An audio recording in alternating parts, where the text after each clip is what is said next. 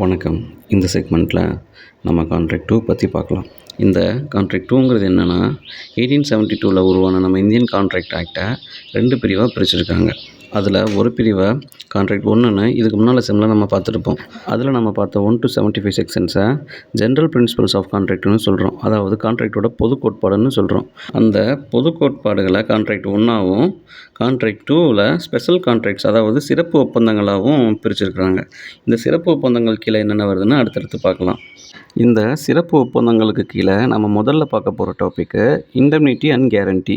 இந்த இண்டெம்னிட்டி அண்ட் கேரண்டியை 124லேருந்து 147 வரைக்கும் எக்ஸ்பிளைன் பண்ணியிருக்கிறாங்க. அடுத்தது பெயில்மெண்ட் அண்ட் பிளட்ஜ். இந்த பெயில்மெண்ட் அண்ட் பிளட்ஜை 148லேருந்து 181 வரைக்கும் எக்ஸ்பிளைன் பண்ணியிருக்கிறாங்க.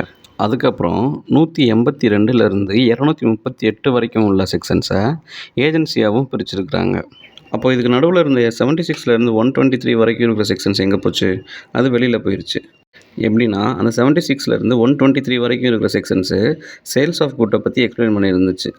சேல் ஆஃப் குட்ஸை பற்றி எக்ஸ்பிளைன் பண்ணியிருந்துச்சு. அதை 1930ல் தி சேல் ஆஃப் குட்ஸ் ஆக்ட்னு தனியாக கொண்டு வந்துட்டாங்க.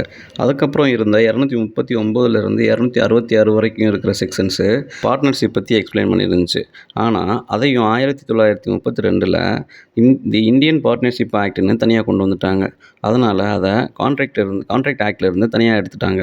ஆனால் நாம் கான்ட்ராக்ட் 2ஓட வரப்போகிற செக்மெண்ட்டில் contract of indemnity and guarantee, contract of bailment and pledge, contract of agency, contract of partnership, அப்புறம் சேல் ஆஃப் குட்ஸ் ஆக்ட்டும் பார்க்கலாம்.